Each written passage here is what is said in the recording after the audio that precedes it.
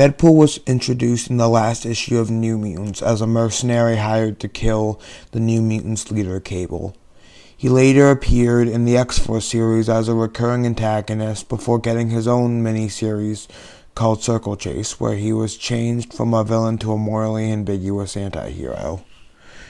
The next series, which was my personal favorite, was originally written by Joe Kelly, which had surreal stories and a large cast of supporting characters, including Blind Owl, a prisoner in Deadpool's apartment who was also somewhat of a mother figure towards him, Weasel, Deadpool's arms dealer, a sidekick, and closest thing to a friend, Copycat, Deadpool's first love, and a shape-shifting mutant, similar to Mystique, Siren, the daughter of the X-Men Banshee and Deadpool's current crush, who believes that deep down Deadpool is a decent person, and appearances from other mercenaries in the Marvel Universe, such as Bullseye, an expert marksman and Deadpool's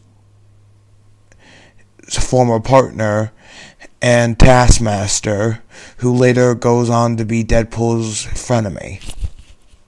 The main antagonist of this series was a voodoo sorcerer named T-Ray, who claimed Deadpool killed his wife and stole his identity, and will do anything not only to kill Deadpool, but to emotionally break him.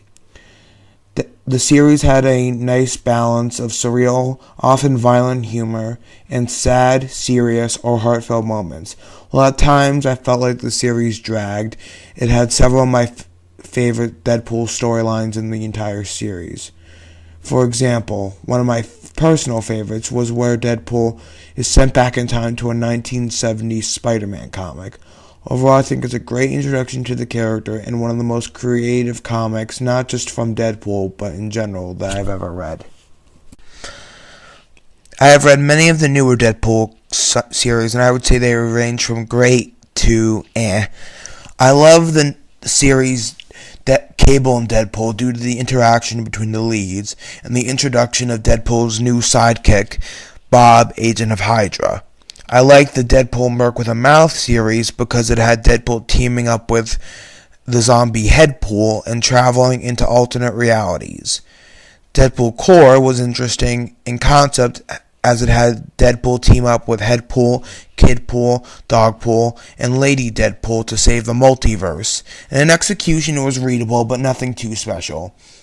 The Deadpool team-up series had good moments, like Deadpool becoming a herald of Galactus or fighting alongside the ridiculous character Hellcow, but overall it was just okay. The Daniel Way series was pretty solid throughout as it had really cool moments, like Deadpool fighting against the shape-shifting alien Skrulls, going to the X-Men in an attempt to join, taking on a assassin monkey named Hit Monkey with the help of Spider-Man, and going into space and fighting a giant talking evil moon. And the ending storyline, Dead, was also really interesting as it had Deadpool being cured of his healing factor, which caused all of his old enemies to start hunting him down. I also enjoyed the Deadpool Killology, where an evil version of Deadpool kills every Marvel superhero and villain in his reality. He then targets classic literary characters like Tom Sawyer and Captain Ahab, and then takes on other versions of Deadpool, including the original Deadpool. Finally, the newest series by Brian Posehn and Gary Duggan had a rough start, but I believe now is a decent series, with the occasional hard-gripping storyline like The Good, the Bad, and the Ugly. And I like the introduction of Deadpool's long-lost daughter Ellie, which I think it's cute because he has to start taking responsibility, and his relationship and eventual marriage to the succubus queen Shakayla.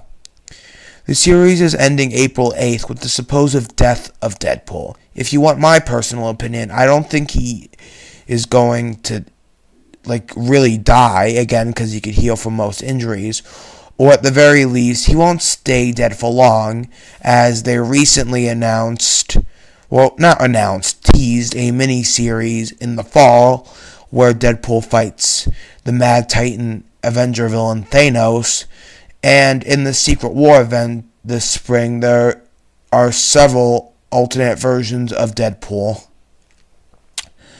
Finally, I'd like to share my thoughts on the Deadpool movie. I would say I'm cautiously optimistic. I think Ryan Reynolds is very passionate about playing the character, and I'm sure he'll do his best to portray Deadpool properly. About the rating, while I would prefer an R rating, as long as the script and writing is solid, I won't complain about it.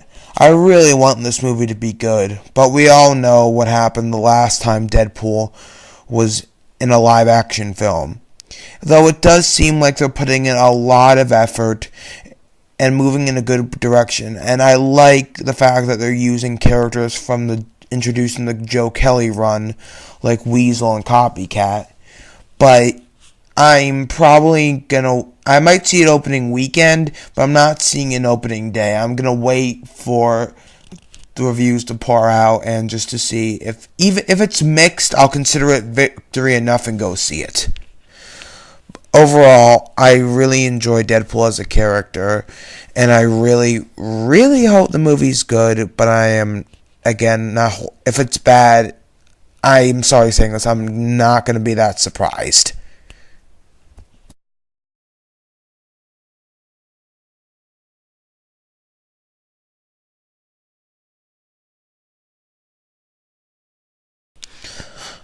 I discuss the Doug Tenaple games like Earthworm Jim in the Neverhood and the upcoming claymation game Armor Croc.